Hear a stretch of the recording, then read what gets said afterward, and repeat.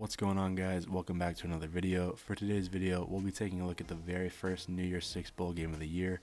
We're talking about the Cotton Bowl Classic that'll be played between the Florida Gators and the Oklahoma Sooners. But before I get into it, as always, if you enjoy the videos that I make, please feel free to drop a like and make sure to subscribe, maybe even turn on post notifications so you don't miss any of my future videos.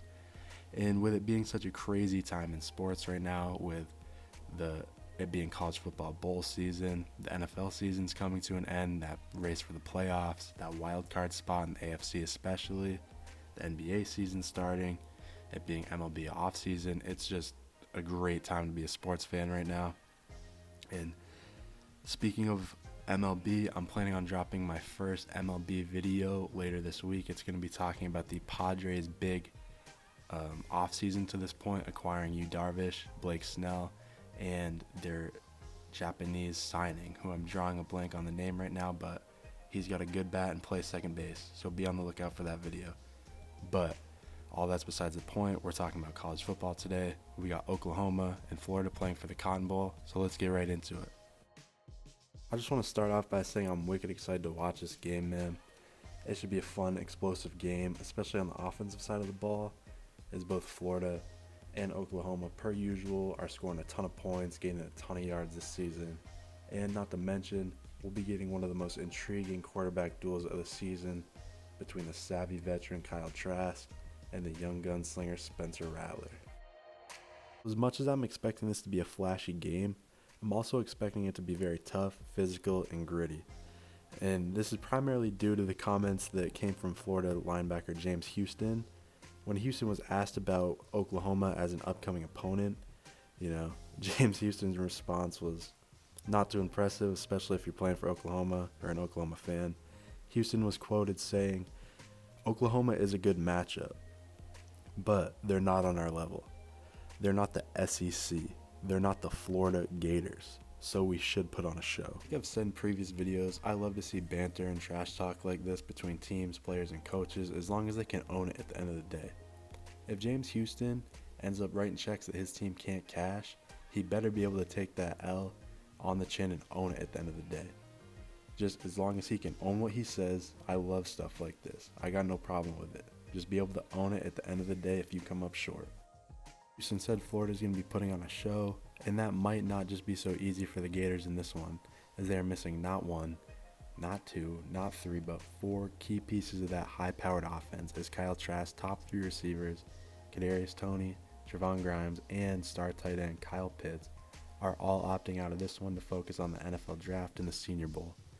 And to make matters even worse, a real gut punch for Kyle Trask in that Florida offense, Jacob Copeland, who had the infamous recruiting video when he chose Florida and his mom walked out a few years ago. I'm sure you guys have seen that.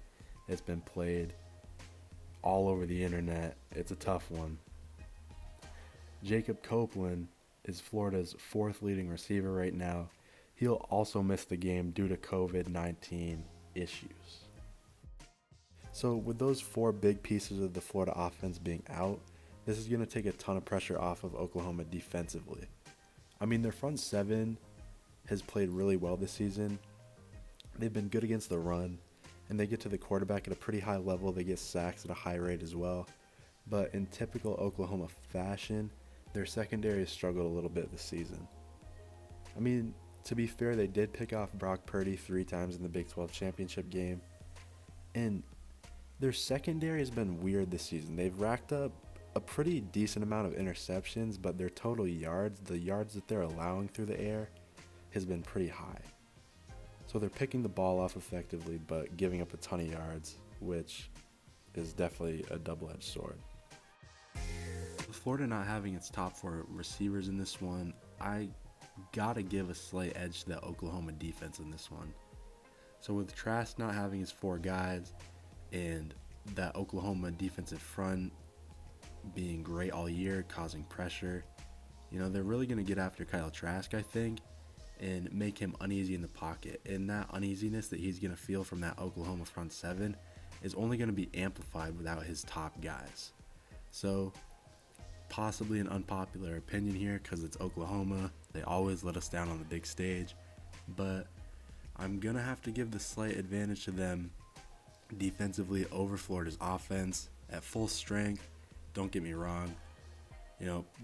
I would pick Florida's offense over the Oklahoma defense 10 times out of 10, but it's hard to lose. I just can't see a world where Florida loses their top 4 receivers and still dominates the Oklahoma defense. And the Oklahoma defense hasn't been bad this year. So I'm sure it'll come back to bite me because, like I said, it's Oklahoma. But in this one, I got to give the defensive edge to Oklahoma here. So, yeah. I mean, I don't even know what to say, man. I know how great Kyle Trask is, and, he's potentially even going to be a first-round pick. But it's just going to be damn hard to run that offense. Just to put it in a little bit of perspective here, Florida's top receiver, statistically speaking, coming into this game will be Malik Davis, who's listed as a running back and only has 29 receptions for 350 yards. So, yeah.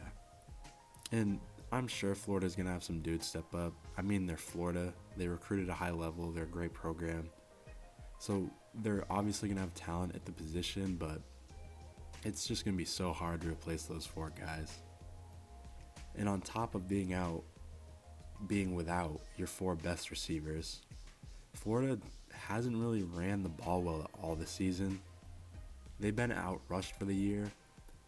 And in the SEC championship game against Alabama, they had a ton of yards through the air. Their leading rusher in that SEC championship game was Emory Jones, the backup quarterback. And don't hold me to this, but I'm pretty positive he had 24 yards on, I think, 5 carries. So yeah, running the ball is not a strong suit for Florida, which is going to make it even harder for Kyle Trask in that Florida offense. So yeah, offensively, I think Florida's going to have to find creative ways to move the ball and be able to take a little bit of pressure off of Kyle Trask.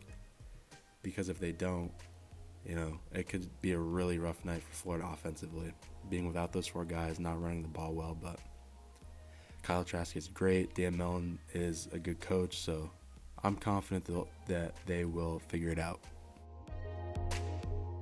So shifting gears a little bit here, Oklahoma's improved offensively almost every single game, it feels like. So at the start of the year, Spencer Rattler was really up and down. And not just Spencer Rattler, he's just the quarterback, so naturally he gets most of the attention. But it wasn't just Spencer, it was the whole team. They were up and down the first 4 weeks of the season. I mean, they started 2-2 with losses to Kansas State and Iowa State. But since that midway point of the season, he, as well as the rest of the team, has really turned it up a notch. And specifically speaking about Spencer Rattler, he's been pretty good. His completion percentage is sitting at about 68%. He has a passer rating of about 170, and he's thrown for just under 3,000 yards, as well as passing for 25 touchdowns, which both of those stats are good for 10th nationally.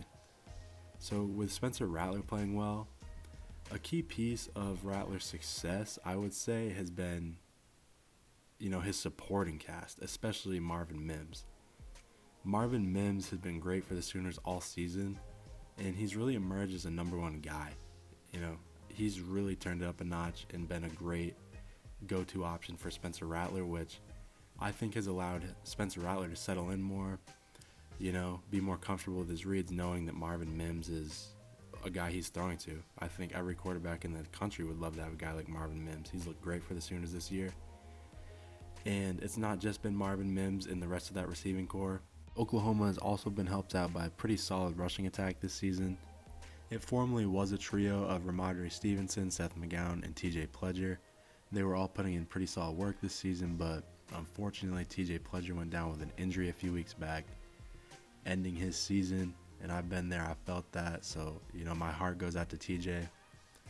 And it's actually been reported that he's planning on transferring at the end of the season, so also best of luck to him to wherever he ends up.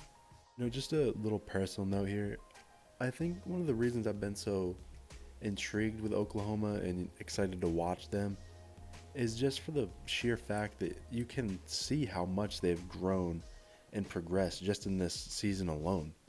that first 4 games, and not to mention their offense. Some of the most important pieces of that offense are young players. Spencer Rattler, redshirt freshman. Their top receiver, Marvin Mims, is a true freshman. And running back Seth McGowan is either a true freshman or redshirt freshman, I believe. So Oklahoma has really relied on young underclassmen, young players for a lot of their offensive production. And they've grown so much in this one season, and I really do believe that, maybe not next year, but the year after, I think that this trio of Marvin Mims, Spencer Rattler, and Seth McGowan could honestly end up being right up there with the great trios in Oklahoma in recent history, such as Baker Mayfield with Dede Westbrook and Samaje Perine, as well as more recently Kyler Murray with CeeDee Lamb, who's balling for the Cowboys right now, and Rodney Anderson. They're going to be fun to watch. They're fun to watch right now, and I can't wait to see what they progress into. I think the future is bright in Oklahoma. So for my final prediction in this one, I'm going to be going against the grain a little bit here, as I'm picking Oklahoma to win this one. And surprisingly enough, at least for me, most of the stuff I've read online still has Florida winning this one, even with how many dudes they're down on offense. And I don't know, maybe I'm crazy for picking Oklahoma. Check that. I'm definitely crazy for picking Oklahoma. But I just feel like they have the slight edge coming in. And to be completely honest with you, man, I just feel like they're due for a bowl win, especially against an SEC team. I mean, they've just been completely embarrassed the past 2 years in the college football playoff at the hands of Alabama and then LSU. And I really do feel like they're just going to flip the script. They feel better defensively, obviously not as good offensively. But due to Florida being down so much offensively, I think that Oklahoma has enough to win this one. At full strength, I would pick Florida. But due to how much Florida is down, I think that Oklahoma is going to win this one. And I'm not saying Oklahoma's going to win outright. I could easily see this game going either way. So regardless, I think we're in for a great game to watch no matter what happens. And like I just said, I can see it going both ways. But in this one, I'm going with Oklahoma. I'm picking the Sooners to win a close one, 34-28. So that's going to do it for this one, guys. If you enjoyed this video, be sure to leave a like and subscribe. Turn on post notifications so you don't miss any of my future videos. And most importantly, be sure to give your score predictions in the comments down below. I'm going to be reading all of them, and I'll pin the one that's either the most accurate or either gets the score completely right. So yeah, until next time, I'm out.